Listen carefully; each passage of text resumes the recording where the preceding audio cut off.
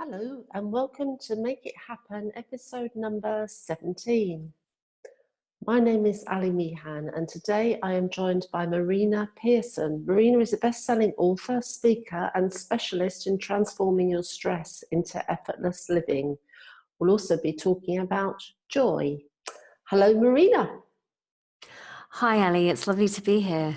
It's lovely to see you because we've been friends online for quite a long time, but it's nice to actually see you face to face. Yeah, we have, haven't we? We have, yeah. So tell the ladies that don't know a bit about Marina. So, gosh, I'm a mother to my beautiful son, Leo, who is 4.5.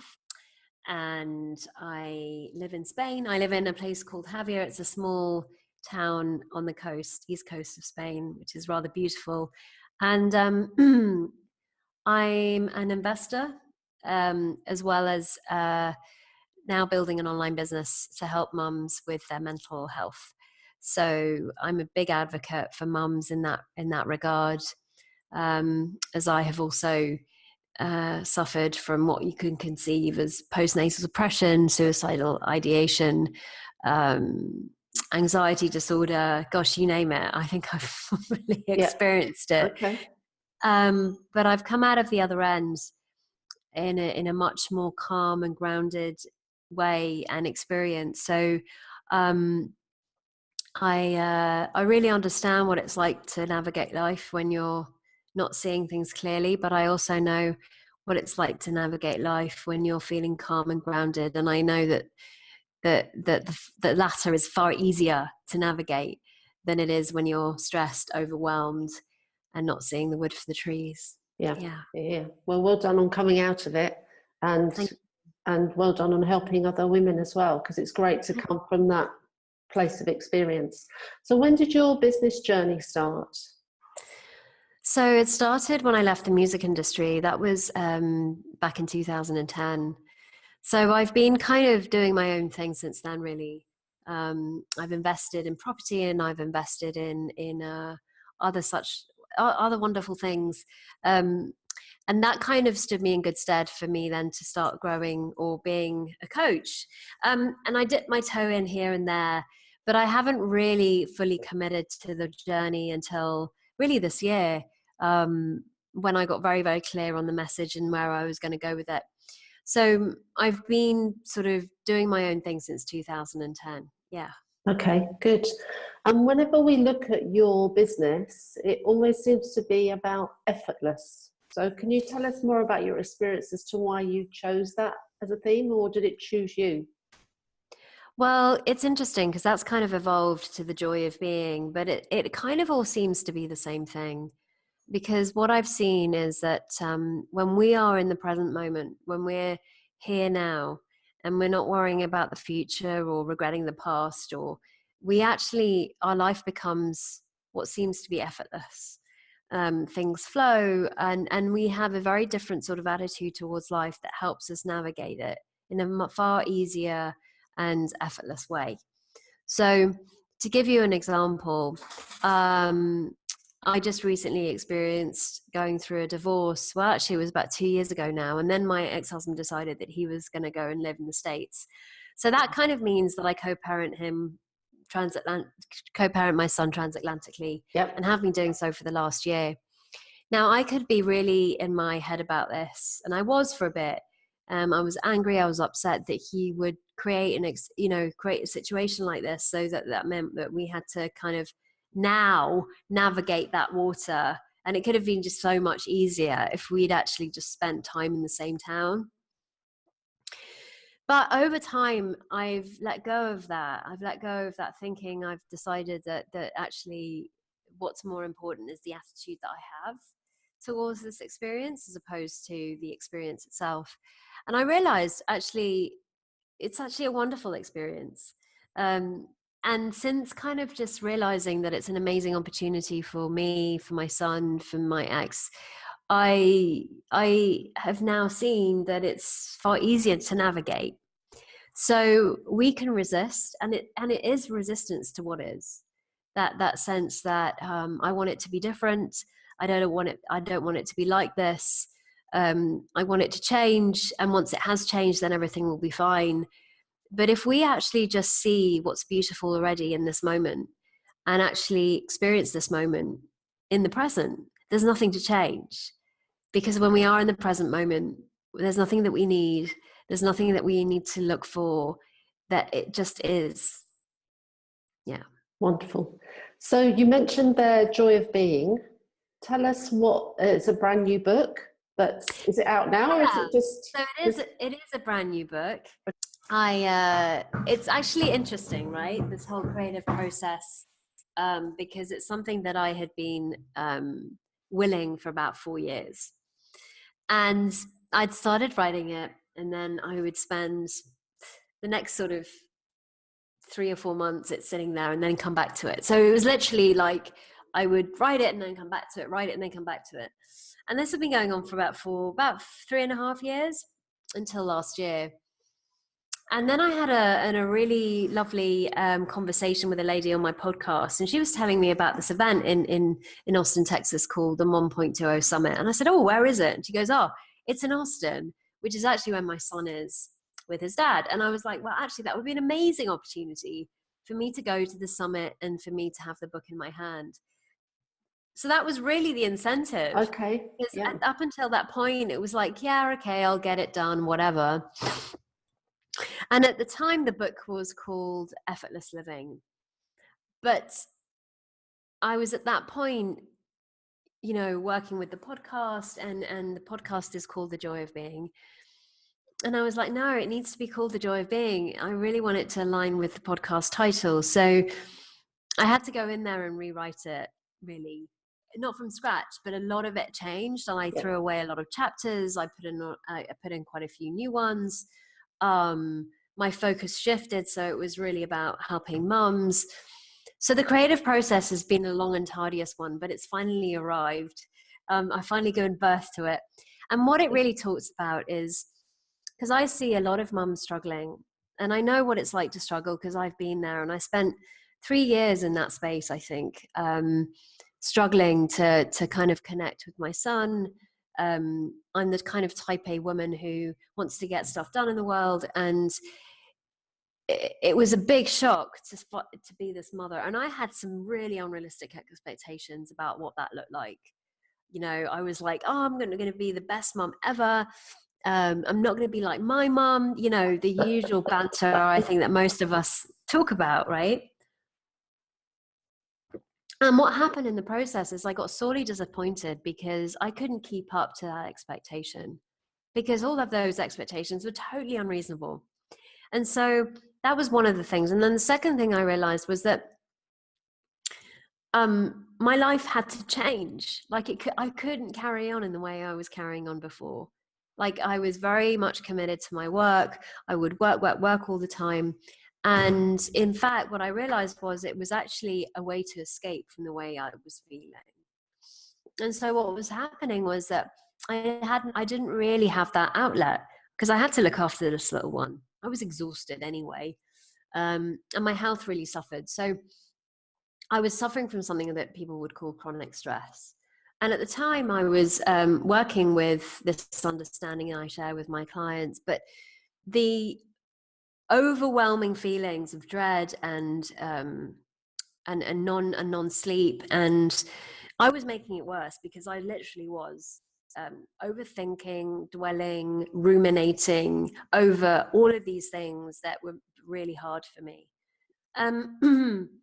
And so I realized that when I came out of it, I got curious about how many other mums were going through this. And what I found is that 1 in 4 mums suffer from postnatal depression. Wow. And that's even the ones that don't count, like the ones that haven't been counted. Yeah. And there are all these mums that, regardless of postnatal depression or not, are on medication.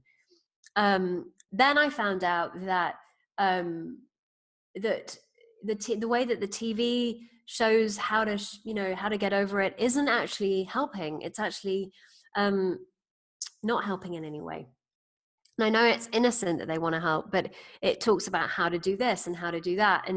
But it's not pointing back to actually really what's creating the depression or the experience. So I just got very clear that this book had to be for mums, and it had to be written specifically from my own experience, but also to actually how life is actually working, and how our state of mind works. And I wrote it for them, and I kind of wrote it for me, I Yeah, guess. yeah, Bit of another cathartic book. yeah. But I really wanted to share my insights into mental health. I wanted to share my insights into how we can rethink negative feelings. I want to share my insights into how us feeling our thinking instead of feeling our circumstances can relate to money and relationships. And then I wanted to talk about who we really are, and because I think the biggest thing that I see with moms especially is what they think about themselves.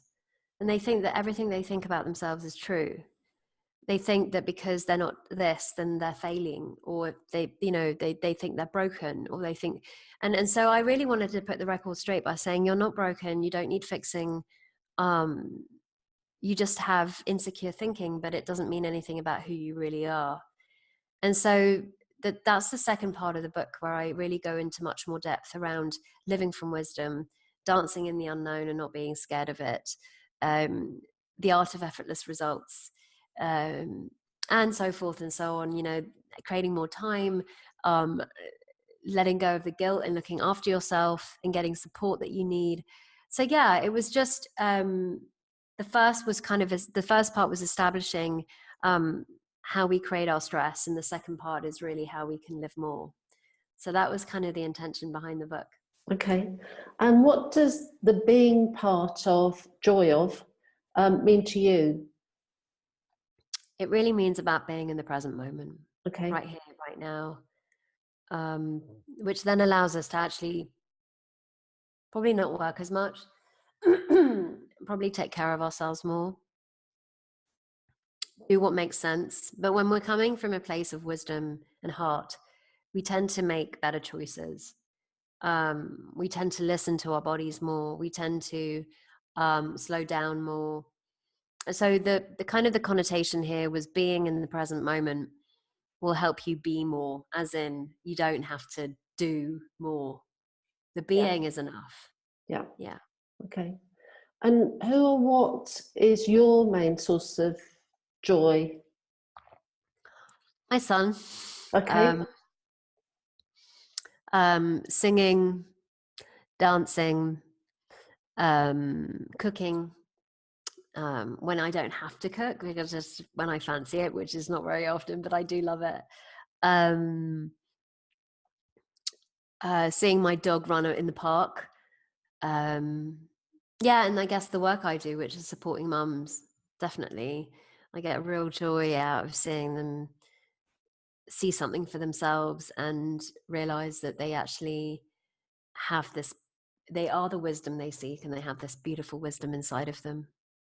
Yeah. So being able to make a difference to people too. Yeah. You mentioned earlier on that you're a coach, and coaching is very much a part of our world today. What does being a coach actually mean to you, and what are the benefits of people having a coach? Well, the way I see it is that, in my view, like, I can only speak from my own experience, but I love to create an environment in which my clients can actually listen to something for themselves, so they can actually listen to their own wisdom. And so it's kind of creating the environment for insight to happen for them. And the second thing is, coaching for me is an opportunity for them to be really listened to and understood. And it's very difficult. I think it's quite unusual in this day and age to actually have somebody really listen to you, and really understand you and really get you. Because it seems that we're all so busy and really distracted that kind of gets in the way of us really being in that connection with someone. But it's an opportunity for them to see something they can't see for themselves necessarily, because I don't know about you, but I can't see my own eyeball, right? So, like, it's really difficult for me to see my own eyeball, and I can see I can see your eyeball, you can't. But that reflection can really be so huge when they actually wake up or see their own blind spot, or they see their own eyeball, because you point them in a direction, because they hear something for themselves, because you're having a conversation that talks about something they know to be true. Yeah. I mean, I agree with you. I think we're very much on these things all the time. And we don't actually have much time to properly listen to each other or speak words to each other that mean things. We just, rushing about all the time. So totally with you on that one. So what, apart from releasing this fabulous book, are you going to achieve in 2019? What else? I love that question. I'm really glad you asked it, because it actually gave me a lot of clarity. Okay. So interestingly enough, I have this amazing podcast called The Joy of Being, which I'm so excited about, has been featured in OK Magazine as their top 10 podcasts. Okay. I know. I'm like, what? How did that even happen? So I'll be carrying on doing that, but my intention with that is to get it up to 1,000 downloads per episode. I have no idea how I'm going to do that, but I'd love that to be the case, because I'd love to get some brands on board to be able to advertise on there.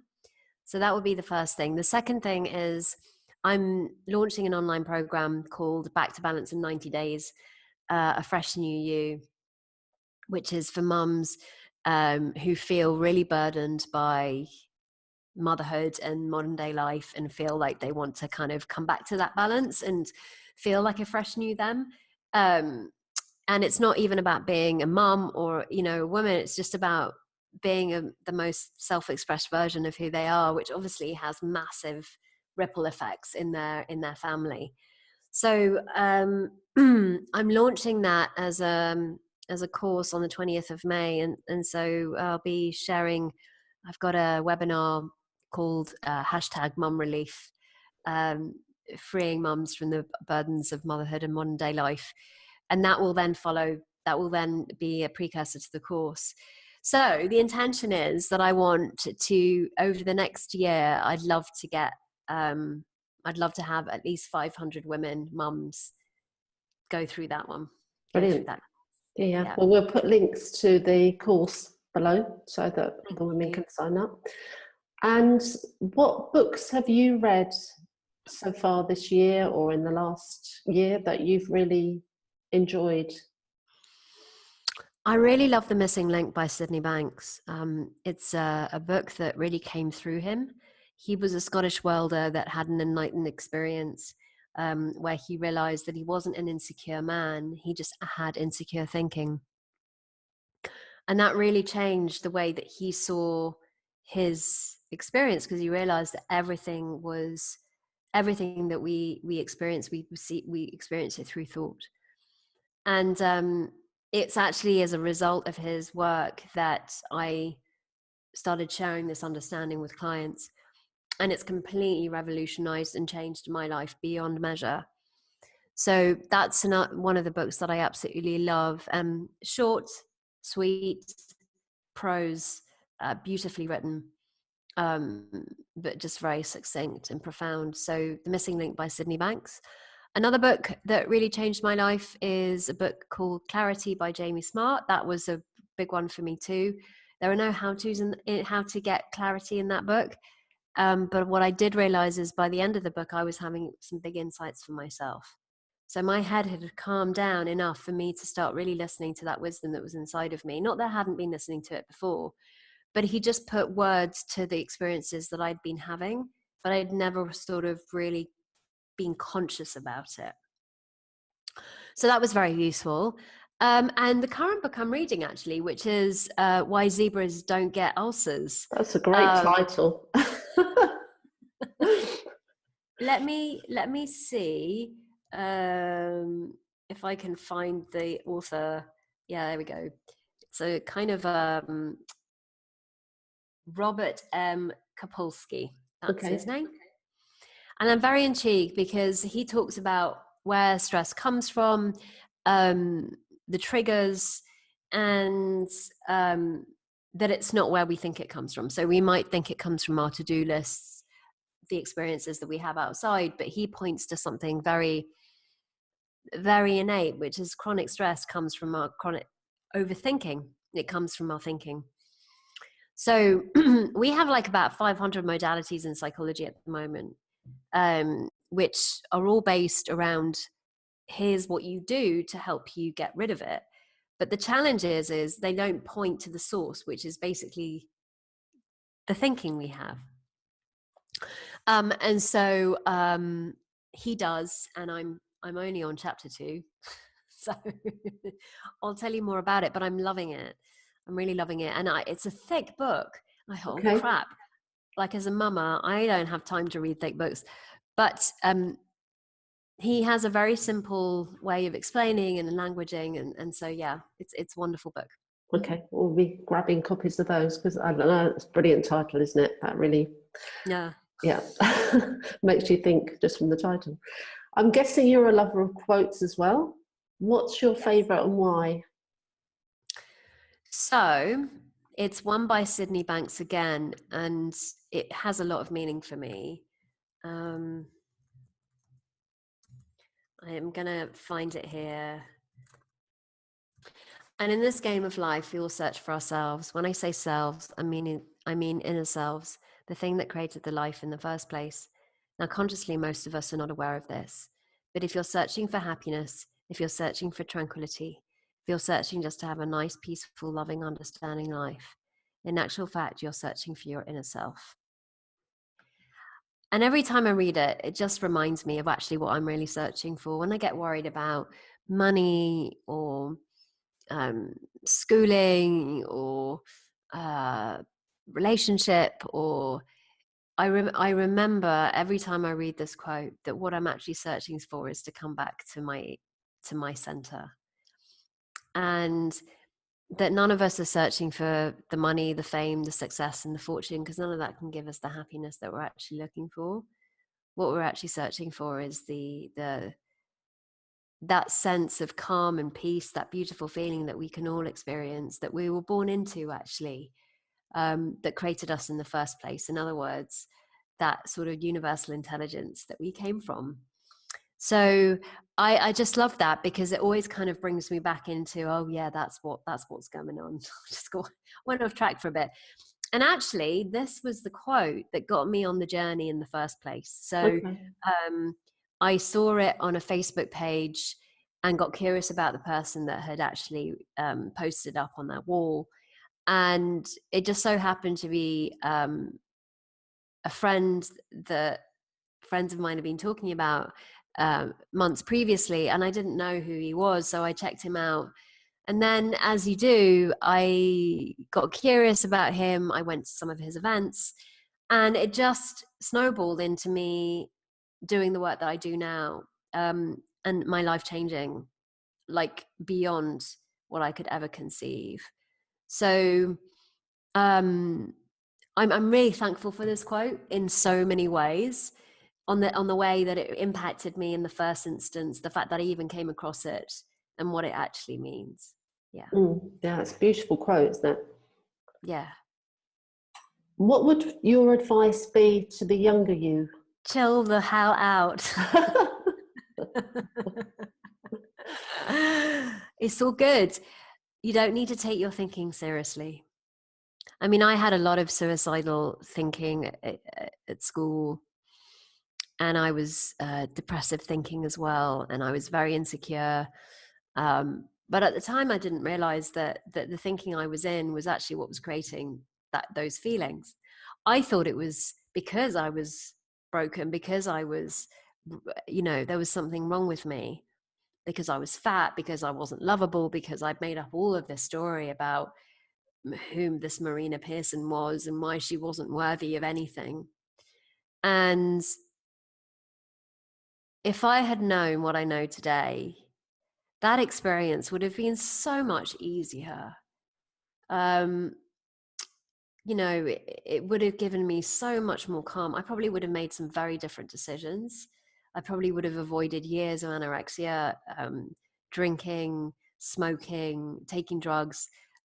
but that happened, right? So in fact, it's part of the story. It's part of the overcoming, as it were.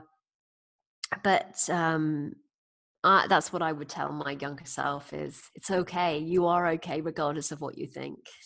Yeah. Yeah. Yeah. Yeah. I'm waving my Costa Women Make It Happen magic wand. So what are you daydreaming about? I'm daydreaming about a few things, actually. I know I wrote one down there, but be in a really loving, committed relationship, which is based on loving and understanding. That would be the first. And the second, impacting a million mums, and what that would look like, and how that would change the world. Yeah, and how that would change the next generation and their experience of themselves. Yeah. Yeah. Amazing. So how can we connect with you after this interview? What's the best way? Which is your preferred social media platform, or do you prefer LinkedIn? Or I was on LinkedIn for a while, and then I kind of got clarity on who it was I wanted to speak to, and so I went off LinkedIn and have kind of stuck with Facebook and Instagram. So those two, really. Instagram, I'm at Marina Pearson. That's my handle. And then on Facebook, it's Marina C. Pearson. But then I also have a business page, which is Marina Pearson as well.